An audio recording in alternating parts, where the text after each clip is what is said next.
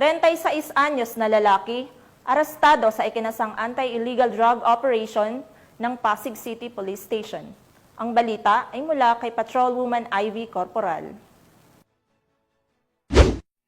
Naaresto ng mga operatiba ng Pasig City Police Station Drug Enforcement Unit ang isang lalaki sa ikinasang operasyon laban sa ilegal na droga sa barangay Pinagbuhatan, Pasig City.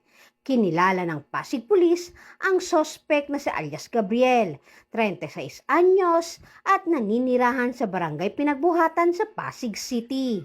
Nasamsam ng pulisya kay alias Gabriel ang 2 gramo ng hinihinalang shabu na may malaking halaga. Nahaharap ngayon ang sospek sa kasong paglabag sa Section 11, Article 2 ng Republic Act 9165 o mas kilala bilang Comprehensive Dangerous Drug Act of 2002.